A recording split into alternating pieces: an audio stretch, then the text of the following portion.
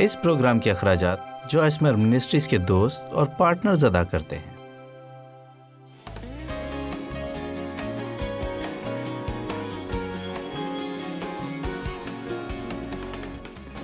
دنیا میں دو قسم کے لوگ ہیں، ایک وہ لوگ جو مقصد کے تحت کام کرتے ہیں اور دوسرے بے عمل لوگ ہیں۔ بے عمل لوگ وہ ہیں جو کچھ اچھا ہونے کی امید تو رکھتے ہیں، لیکن حقیقت میں وہ اس کے لیے کچھ ایسا کرتے نہیں کہ کچھ وقوع پذیر ہو۔ ان کی خواہشات تو بہت سی ہوتی ہیں مگر ان کی کوئی بنیاد نہیں۔ پھر وہ لوگ ہیں جو کلام پڑھتے ہیں، وہ جانتے ہیں کہ درست کیا ہے، وہ خدا کی مدد سے ہی وہ سب کچھ کرنے کا ارادہ کرتے ہیں، کیونکہ ہم خدا سے الگ ہو کر نہیں کر سکتے ہیں۔ پہلے اس بات کا تعین کر لیں، لیکن یاد رکھنے کی ایک چیز اور بھی ہے کہ اگر کچھ ایسا ہے جو خدا ہمیں کرنے کو کہتا ہے تو وہ اسے کرنے کی صلاحیت بھی دیتا ہے۔ کوئی بھی کام جسے کرنے کے لیے خدا آپ کی رہنمائی کر رہا ہے وہ اسے کرنے کی صلاحیت بھی دیتا ہے۔ ہمیں صرف خدا پر بھروسہ کرتے رہنا ہے۔ اے خدا، مجھے تیری ضرورت ہے، مجھے تیری ضرورت ہے، میں تیرے بغیر کچھ بھی نہیں کر سکتی۔ اس کی ستائش کریں، اس کے نام کو جلال دیں۔ اس طرح آپ اپنی زندگی میں ہر وقت قوت کا بہاؤ آتا محسوس کریں گے۔ اور لہٰذا میں نے فیصلہ کیا کہ میں اس رویے پر بات کروں گی۔ گزشتہ رات ہم نے رویے کی طاقت کے بارے میں بات کی کہ کس طرح سر جھکا کر چلنے کی بجائے سر اٹھا کر چلنے کا رویہ اپنایا جائے۔ اگر آپ کا رویہ سر اٹھا کر چلنے کا ہے تو آپ پہلے ہی زندگی میں اوپر کی طرف جا رہے ہیں، آپ کی زندگی اوسط درجے سے اوپر ہوگی۔ اور اگر آپ کا رویہ سر جھکا کر چلنے کا ہے تو آپ ہمیشہ اوسط درجے سے نیچے کی زندگی گزاریں گے اور ہمیشہ اس سے کم حاصل کریں گے جو خدا چاہتا ہے کہ ہم حاصل کریں۔ اگر کوئی اچھی زندگی گزارنا چاہتا ہے، اس جگہ پر موجود ہر شخص اچھی زندگی کی خواہش رکھتا ہے، لیکن یہاں موجود ہر شخص وہ نہیں کر رہا جو اسے اچھی زندگی حاصل کرنے کے لیے کرنے کی ضرورت ہے۔ لگتا یوں ہے کہ بے عملی ابلیس کے بڑے فریبوں میں سے ایک ہے۔ یہ ایسے ہی ہے کہ میں یہ کرنا چاہتی ہوں، لیکن وہ اپنے محسوسات پر زیادہ دھیان کرتے ہیں۔ عمل کرنے سے پہلے وہ اسے محسوس کرنے کا انتظار کرتے ہیں۔ جب تک سب یہ کرنا شروع نہیں کر دیتے وہ اس وقت تک انتظار کرتے رہتے ہیں۔ آپ جانتے ہیں کہ اگر آپ سب چیزوں کی فکر کرتے رہیں تو دنیا میں بہت کم لوگ درست کام کرنے کی آرزو مند ہیں، چاہے وہ جانتے بھی ہوں کہ وہ اکیلے ہیں جو یہ کر رہے ہیں۔ لوگوں کے ہجوم اور ہمارے ارد گرد کے لوگ جو کچھ کر رہے ہوتے ہیں ہم اس کا بہت زیادہ اثر لیتے ہیں، جبکہ خدا ایسے لوگوں کی تلاش میں ہے جو پانی کے بہاؤ کے الٹ چلے جب باقی سب پانی کے بہاؤ کے ساتھ بہہ رہے ہوں۔ تیرنا آسان ہے لیکن لہروں کے مخالف جانا اتنا آسان نہیں۔ لہٰذا آج صبح اس عبادت میں صبر کے رویے کے بارے میں بات کروں گی۔ اگر آپ دوسری عبادت کے لیے رکنا چاہیں تو میں ایثار و بے غرضی کے رویے کے بارے میں بات کروں گی، کیونکہ حقیقتاً میں یقین رکھتی ہوں کہ ہم سب کے لیے ایک بلاہٹ ہے کہ کھڑے ہوں اور جس لمحے میں ہم موجود ہیں اس میں زندگی گزاریں۔ ہم 5 حصوں میں جی رہے ہیں۔ ہم بے صبری کے بارے میں بات کریں گے۔ کئی طرح کی مختلف باتیں ہیں جن کے بارے میں ہم بے صبر ہو سکتے ہیں، اور کچھ لوگ چند ایک چیزوں کے بارے میں بے صبر ہوتے ہیں لیکن باقی چیزوں کے لیے بالکل بھی بے صبر نہیں ہوتے۔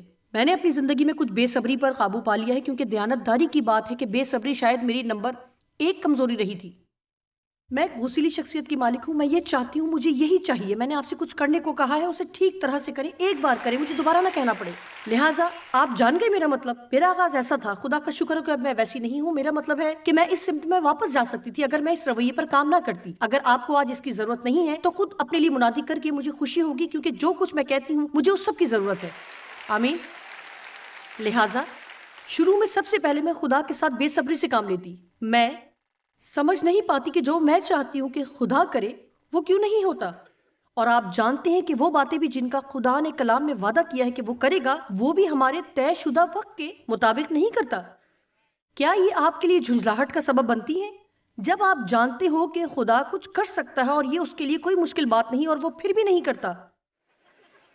اگر خدا اسے 5 سال میں کر سکتا ہے تو 1 سال میں کیوں نہیں کرتا؟ مجھے ان سب باتوں میں سے کیوں گزرنا پڑا؟ در حقیقت اس سے قطع نظر کہ آپ کس قدر جلدی میں ہیں، آخر کار جب آپ یہ سیکھ لیتے ہیں کہ آپ خدا کو مجبور نہیں کر سکتے، اس وقت آپ جس بھی بات کا انتظار کر رہے ہیں آپ کو بھی شاید انتظار کرنا سیکھنا ہے، کیونکہ انتظار زندگی کی ایک حقیقت ہے۔ خیر، ہم سب انتظار کرتے ہیں، لیکن کچھ لوگ دوسروں کی نسبت بہتر انتظار کرتے ہیں۔ لہٰذا اپنے لیے آسانی پیدا کریں اور کہیں میرا وقت تیرے ہاتھ میں ہے۔ میں جانتی ہوں کہ تیرے پاس میرے لیے ایک منصوبہ ہے۔ میں جانتی ہوں کہ تیرے پاس میرے لیے ایک منصوبہ ہے۔ جب آپ پورے طور پر خدا کے منصوبے اور متعین وقت کے مطابق وہ لینے کو تیار ہیں جو خدا آپ کو دیتا ہے، تو اس زمین پر کوئی ابلیس اور نہ کوئی انسان آپ کو اس سے دور نہیں رکھ سکتا۔ خدا نے ہمارے لیے بہت ساری چیزیں تیار کر رکھی ہیں، لیکن جو چیزیں اس نے ہمارے لیے تیار کر رکھی ہمیں دینے سے پہلے وہ ہمیں ان کو حاصل کرنے کے لیے تیار کرتا ہے۔ میں آپ کو بتاتی ہوں کہ کبھی کبھی یہ بہت مشکل ہو جاتا ہے جب آپ کے دل میں میرے خدا آپ اسے بڑے واضح طور پر دیکھ رہے ہوں اور آپ جانتے ہیں کہ خدا آپ کے لیے یہی چاہتا ہے۔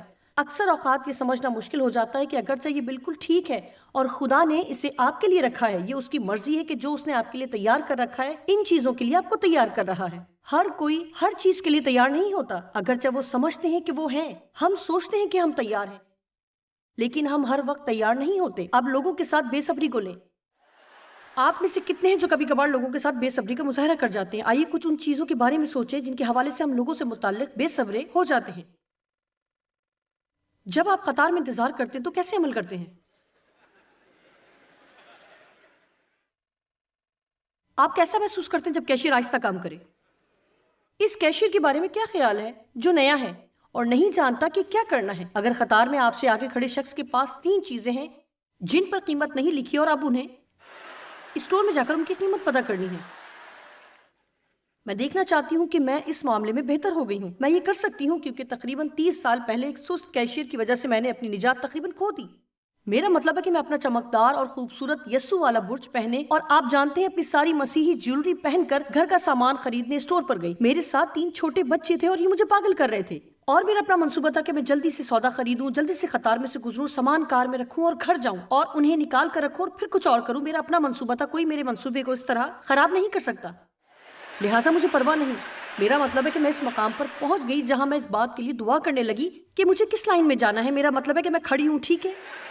خداوند تو وقت سے پہلے جانتا ہے کہ کیا ہونے والا ہے، تو جانتا ہے میں جلدی میں ہوں۔ خداوند ان قطاروں میں سے کون سی سب سے تیزی سے چلے گی، اور میں چاہے کچھ بھی کروں میں ہمیشہ اس قطار میں ہوتی تھی جو سب سے سست ہوتی تھی۔ کسی چیز پر قیمت نہیں لگی ہوتی۔ میں آپ کو بتاتی ہوں کہ میرا مطلب کیا ہے۔ اگر آپ پریشانی سے مر سکتے ہوتے تو میں واقعی مر چکی ہوتی، کیونکہ میں شدید تنگ آ چکی تھی۔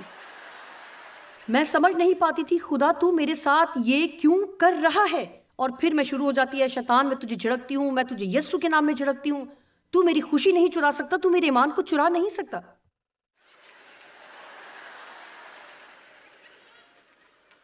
اور آخر کار میں سمجھ گئی خدا اسے میرے لیے استعمال کر رہا تھا۔ لفظ صبر کو اگر آپ وائن کی یونانی ڈکشنری میں مطالعہ کریں، اب یہ سنیں، یہ کہتی ہے کہ یہ روح کا پھل ہے جو صرف مشکلات میں پیدا ہوتا ہے۔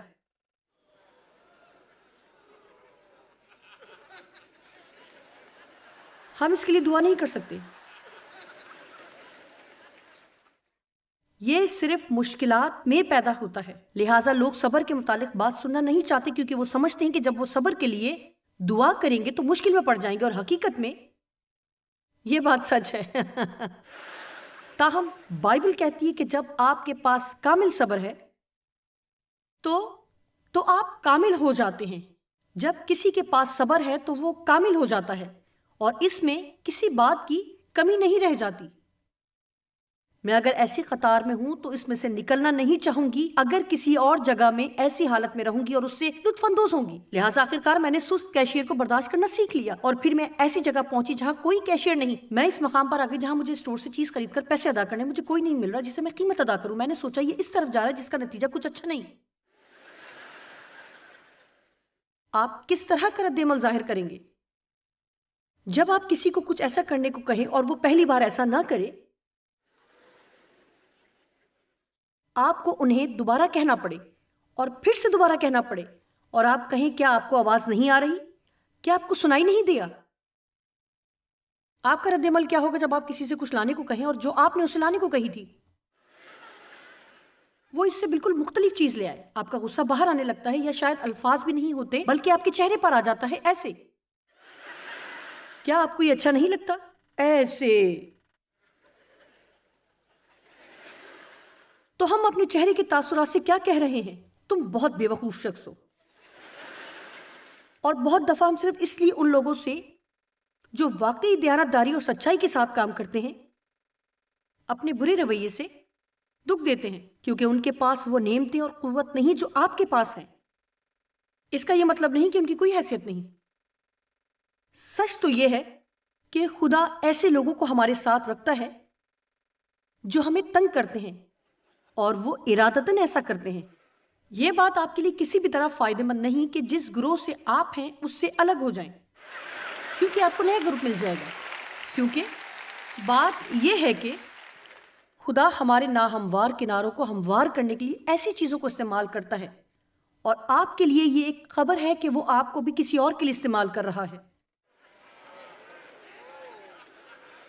لہٰذا یہ سوچتے نہ پھریں کہ آپ ہی مظلوم ہیں، کیونکہ آپ سمجھتے ہیں کہ دوسرے شخص کی شخصیت آپ کو تکلیف دیتی ہے، تو آپ کو ان سے پوچھنا ہوگا کہ حقیقت میں وہ آپ کے بارے میں کیا محسوس کرتے ہیں۔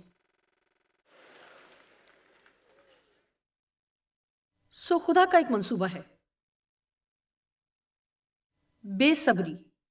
لہٰذا بلا کر مجھے سمجھ آ گئی کہ حقیقت میں سمجھتی ہوں کہ زیادہ تر وقت میں عام طور پر لوگوں سے اچھا سلوک کرتی ہوں، اور ایسے جیسے میں نے خدا سے ایک گہرا مکاشفہ حاصل کیا، اور وہ یہ کہ جب ہم لوگوں سے برا سلوک کرتے ہیں تو خدا کو بہت ناگوار گزرتا ہے۔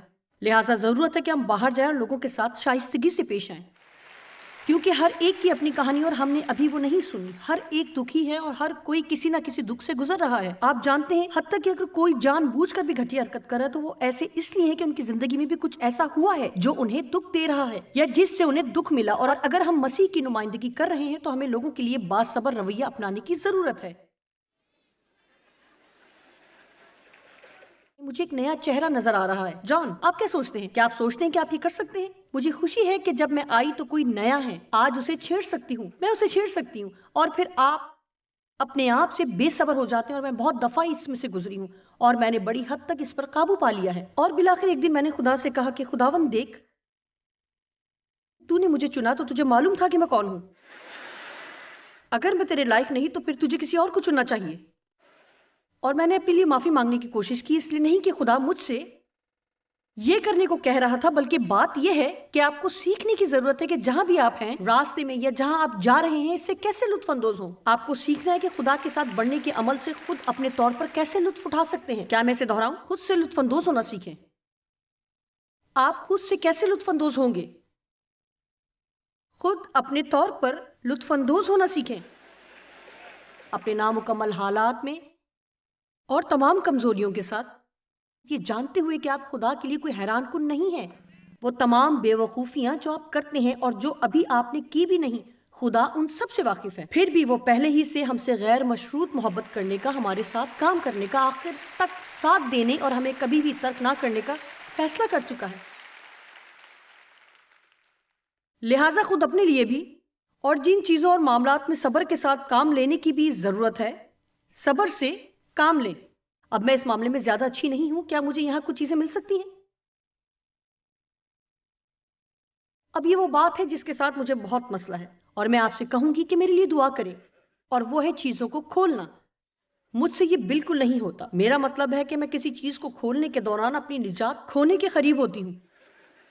یہ ایک آنکھوں کی دوائی کا پیکٹ ہے جو میں نے صبح ہی لیا، اور یہ او نہیں،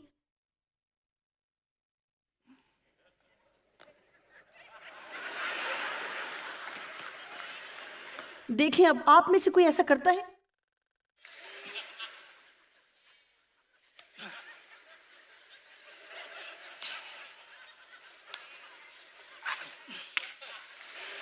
اور پھر میں کہتی ہوں لوگوں کے ساتھ کیا مسئلہ ہے؟ وہ آپ کو چیزیں بیچتے ہیں اور توقع کرتے ہیں کہ آپ انہیں کھول کر استعمال نہیں کریں گے۔ لوگوں کے ساتھ کیا مسئلہ ہے؟ وہ آپ کو چیزیں بیچتے ہیں اور توقع کرتے ہیں کہ آپ انہیں کھول کر استعمال نہیں کریں گے۔ خیر، ڈیو کا کہنا تھا تم کیوں نہیں جا کر خینچی لے کر اسے کاٹ دو؟ اچھا، کیونکہ اس کے لیے صبر چاہیے کہ میں کمرے کی دوسری طرف جاؤں اور خینچی تلاش کروں اور واپس آؤں اور یہ کروں۔ مجھے یہ پسند نہیں۔ پھر آپ ماؤتھ واش پر آ جائیں۔ او میرے خدا، پھر سے نہیں، میں تو بس، اور پھر یہ ہے، او یہ کھل رہا ہے، او نہیں، لیکن یہ پھر بھی ویسے ہی ہے۔ سو اس سال میرا ہدف پیکنگ کھولنا ہے۔ میں اس مقام کو پانا چاہتی ہوں جہاں میں پیکنگ والے مسئلے سے پریشان نہ ہوں۔ اب آپ جانتے ہیں کہ کس طرح آپ کسی چیز سے آزادی حاصل کرتے ہیں، بار بار بار بار بار بار اس مسئلے میں سے گزرنے سے، جب تک یہ آپ کو پریشان کرنا چھوڑ دے۔ آخر کار آپ اس کے اعتبار سے مر جاتے ہیں۔ دیکھا، اب میں اس قطار میں کھڑی ہو سکتی ہوں جہاں کوئی سست ہو۔ میرے لیے یہ ایسے ہے کہ ابلیس نے اب یہ کام نہیں کیا، میں اپنا اطمینان قائم رکھتی ہوں۔ آہا، لیکن پیکنگ والے مسئلے پر بھی مجھے ابھی قابو پانا ہے۔ میرا ایک اور بھی چھوٹا سا مسئلہ ہے جو میں آپ کو بتاؤں گی، میرے بالوں کا ایک حصہ ہے بالکل یہاں۔ اب میں آپ کو دکھاتی ہوں کہ یہ کیا کرتا ہے۔ آپ نے دیکھا؟ ٹھیک ہے، اسے چاہے جو بھی کیا جائے یہ باہر نکل آتا ہے۔ لہٰذا میں ہمیشہ یہ کرتی رہتی ہوں. ٹھیک ہے؟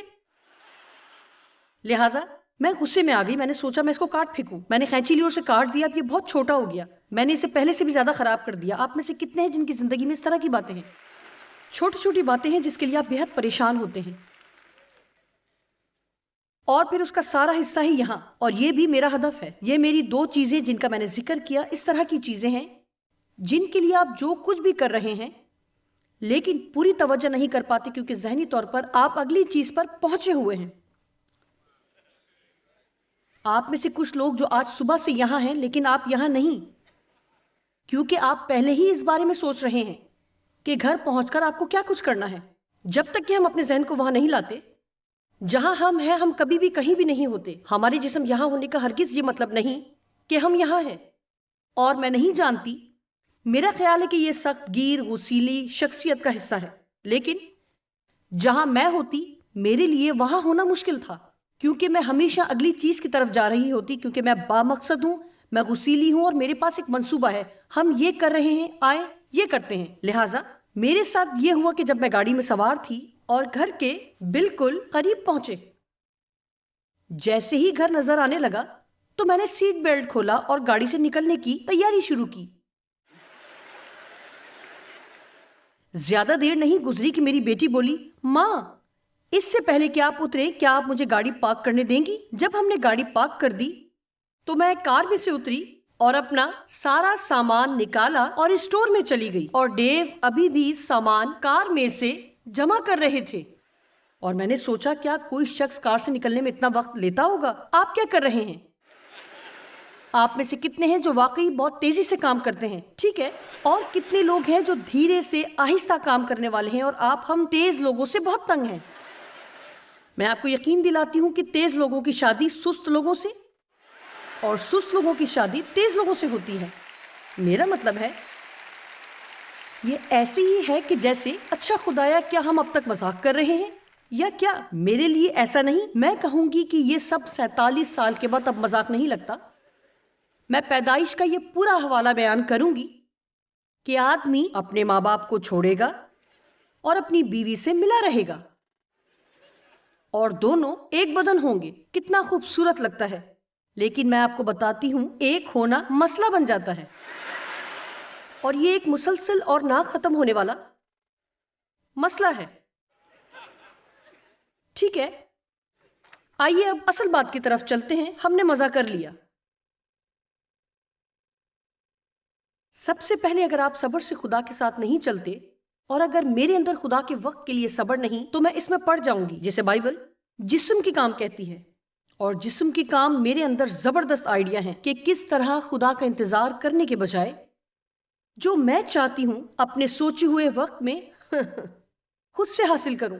ہم سب اپنی زندگی میں خدا سے آگے جانے کے چکر میں بھیانک غلطیاں کرتے ہیں.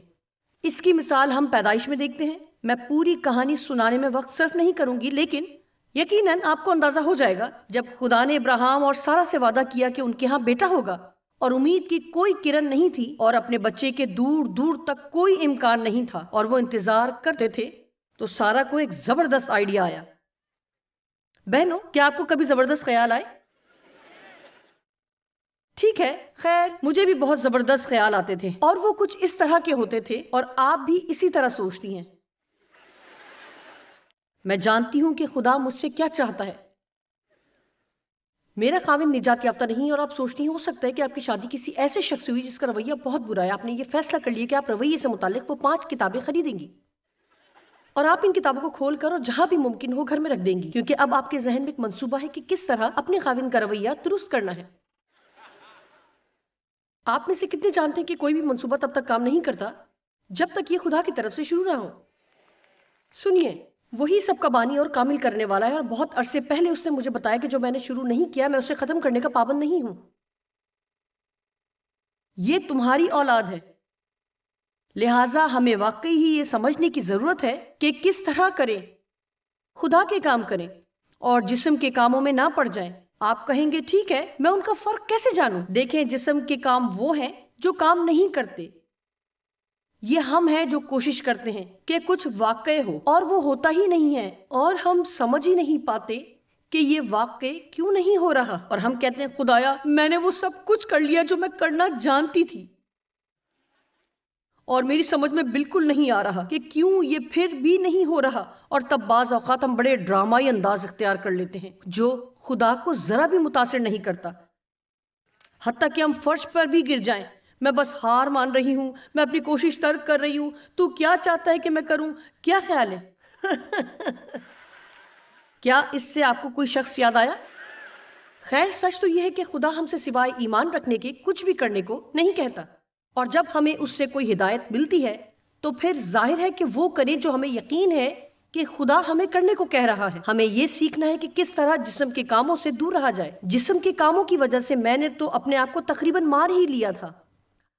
اپنی خدمت کو بڑھانے کی کوشش، اپنے خاوند کو تبدیل کرنے کی کوشش، اپنے بچوں کو تبدیل کرنے کی کوشش، اپنے آپ کو بدلنے کی کوشش نہ کرنے کی کوشش۔ میرا مطلب ہے کہ سچی بات ہے کہ اگر کوئی پریشانی سے مر سکتا ہے تو وہ میں ہوتی، اور آخر کار مجھے احساس ہوا کہ پریشان ہونا جسم کے کاموں کے برابر ہے۔ جب بھی آپ پریشانی اور بیزاری محسوس کریں، اب سنیں، جب بھی آپ پریشانی اور بیزاری محسوس کریں یا میں پریشانی محسوس کرتی ہوں، اس کی وجہ یہ ہے کہ میں وہ کچھ کرنے کی کوشش کر رہی ہوں جو صرف خدا کر سکتا ہے۔ کیا آپ نے میری بات سنی؟ یہ بات سنہرے حروف میں لکھی جانے کے قابل ہے۔ جسم کے کام پریشان ہونے کے برابر ہیں۔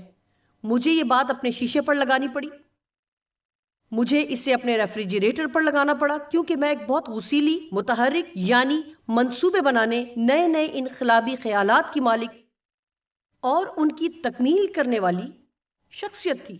آخر میں نے اس پر قابو پا لیا،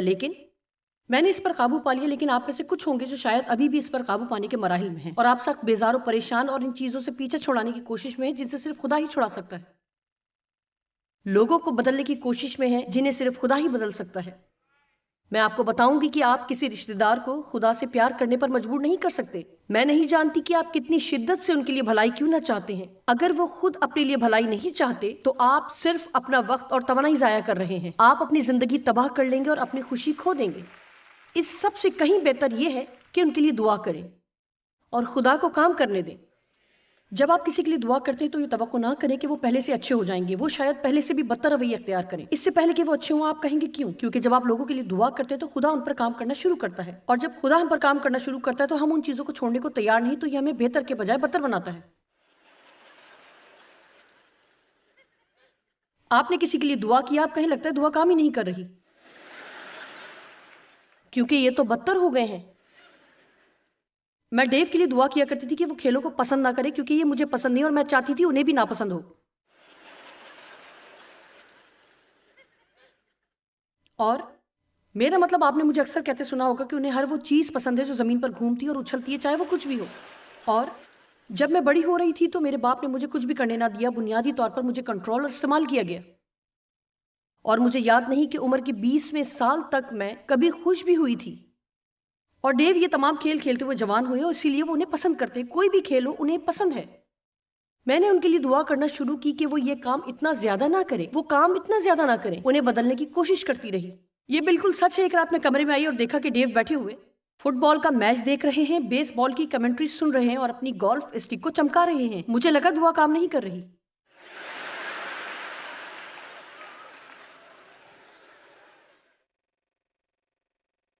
کیا آج کسی کو احساس ہوا کہ جو وہ کام کر رہا ہے وہ کام نہیں کر رہا؟ کیا کوئی ہے؟ یہ کام نہیں کر رہا تو کیوں نہ پھر جسم کے کاموں میں چھٹی لے لیں اور خدا کو اپنی زندگی میں ہی خدا رہنے دیں۔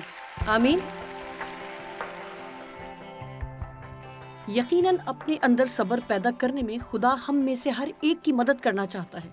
وہ چاہتا ہے کہ ہم میں سے ہر ایک تمام باتوں میں صبر کے ساتھ اس کے وقت کا انتظار کرنا اور اس پر بھروسہ رکھنا سیکھیں، تاکہ ہم اپنی زندگی کے ہر ایک لمحے کا لطف اٹھا سکیں۔ غالباً ہم میں سے اکثر لوگ کہیں گے کہ یہ ہمارے لیے تھوڑا مشکل کام ہے، لیکن صبر کرنا سیکھ کر اور اپنے حالات پر اس کا اطلاق کرنے سے ہی ہماری ترقی ہوگی۔